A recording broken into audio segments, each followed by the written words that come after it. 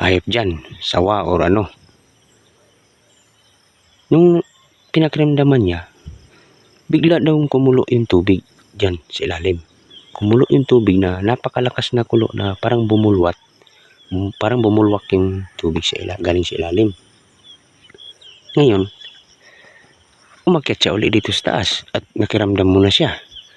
Maya-maya daw, bigla naman daw hinihigop yung tubig. Parang hinigop naman yung tubig na papunta yun sa ilalim. Kaya napaisip siya, baka daw meron ditong anong klaseng hayop, pakasawa or yung tinatawag na bais dito sa amin sa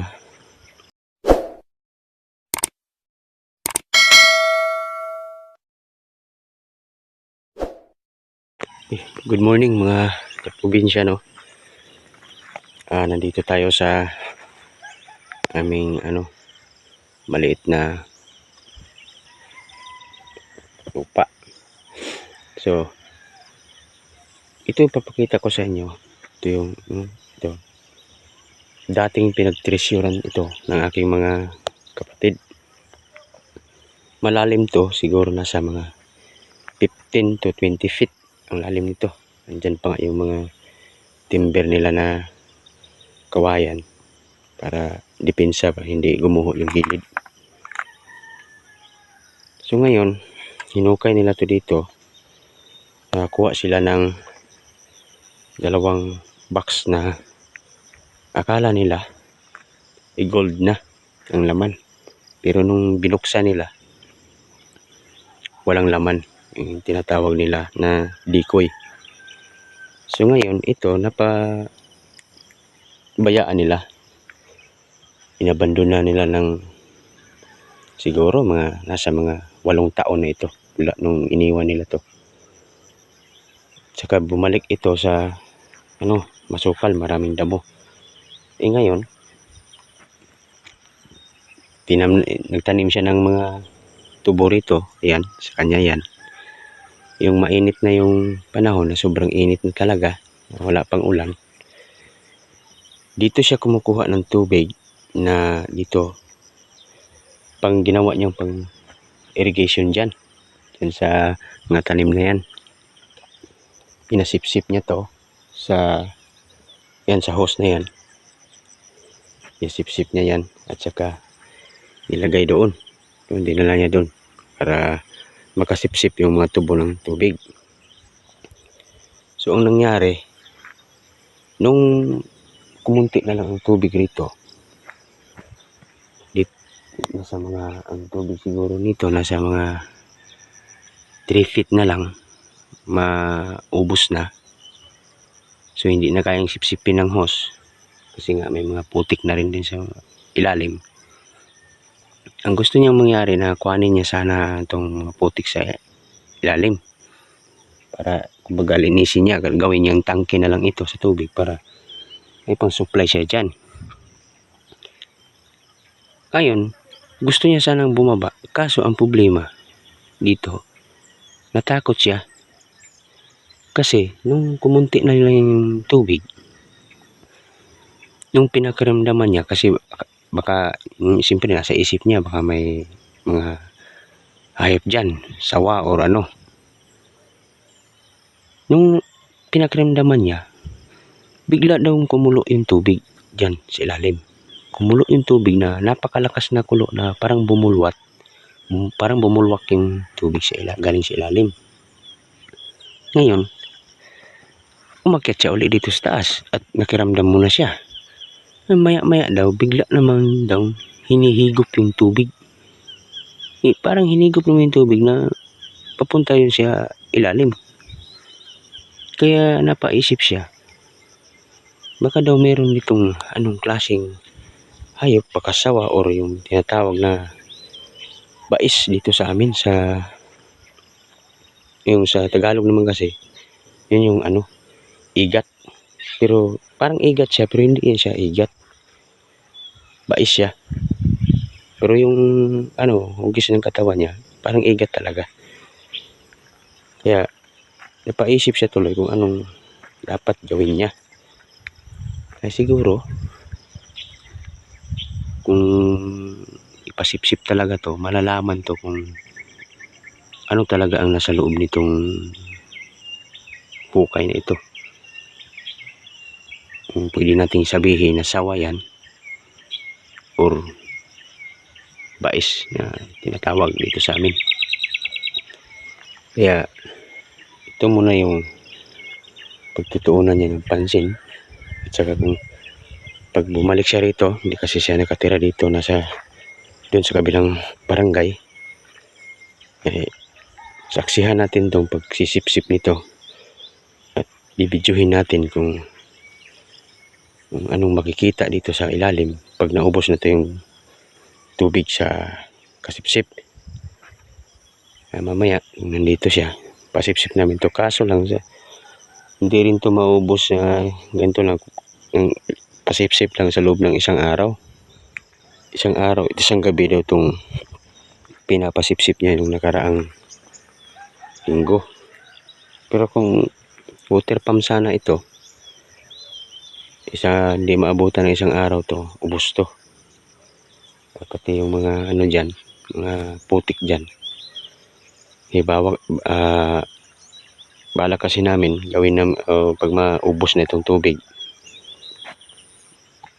paano namin to, ipa-kurente gamit sa ano ba, yung electrical fishing. Kasi kung meron mang ano dyan, mga isda or sawa, magkukuryente naman yan so, malalaman yan kung ano talaga yung nasa loob niyan. Malalim kasi ito. Ayan, ito po yung ano niya, yung nakapaligid sa kanya. Ito yung tubuhan.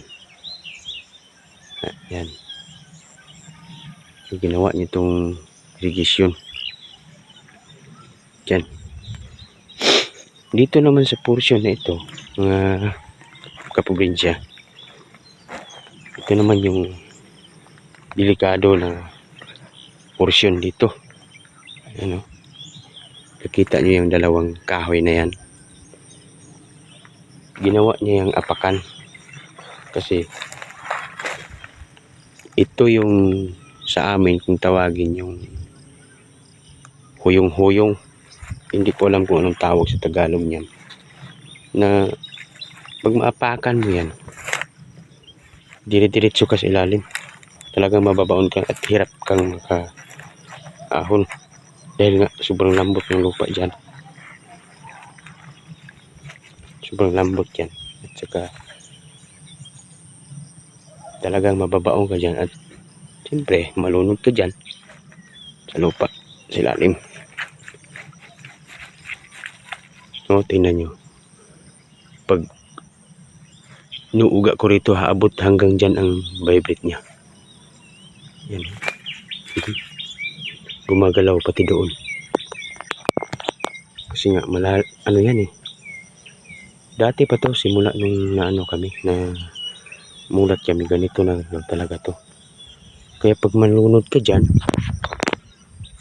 wala na, hirap kang makaahon dyan at malunod ka sa maraming putik. Yan dati may kalabaw na yan dyan na nahulog dyan hindi niya na yung nirescue namin, buntot na lang yung hinila namin dyan sa loob na yan. Ayun malambot yan. Yan, pag pinaano ko to, pagpabigatan ko to, talagang mababaon ka rito. Ayun kasi kahit nga dito ka lang umuuga yan pag umuuga yan. Hindi kasi malinaw sa video dahil hinahawakan ko rin yung cellphone ko delikado yan dyan. Yan tinatawag na huyong-huyong yan sa portion na yan. Yan huyong-huyong yan.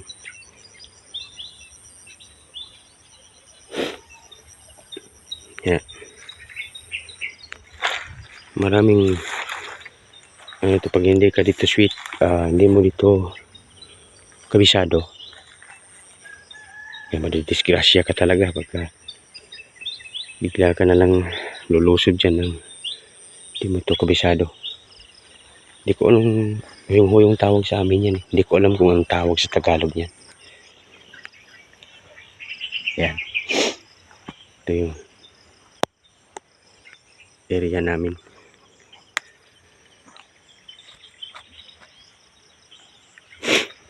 Pag nandito siya, paano natin yan? Pasipsip natin yan dyan sa house para at bibidyohin natin. Pinalaman natin kung anong klaseng hayop nung nandyan sa loob ng hukay na yan.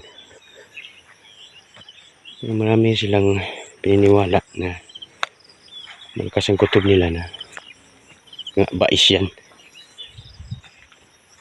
Yung bais kasi nagpapa tabon sa putik.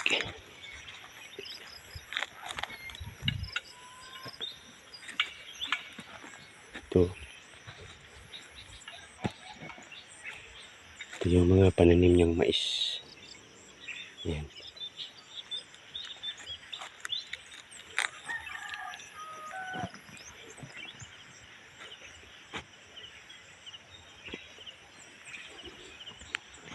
So, ito lang muna ngayon yung video natin kasi wala pa siya rito. Pero pag nandito na siya, saksihan natin ang pagpapasipsip niyan. Kung anong makikita natin dyan sa ilalim. Ito po yung ano niya, yung hose niya. Yan. Para ginawa niya rito irrigation sa kanyang tubo. Ang ganda pa naman ng tubo ng ang ganda ng tubo ng kanyang tubo. Yan. Nataba kasi yung lupa dito.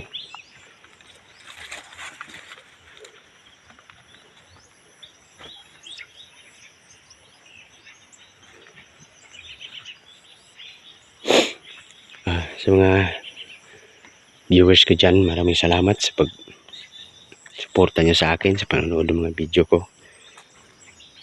Sa mga nakasubaybay sa mga video ko, maraming salamat. Sa mga nag-subscribe, maraming salamat din. At sa mga hindi pa nakapag-subscribe, paki-subscribe po ang aking YouTube channel, Just Buhay Probinsya TV. At paki-follow na din po sa aking Facebook page, Just Buhay Probinsya TV rin. Hanggang sa susunod muli ng aking video. At ingat tayong lahat.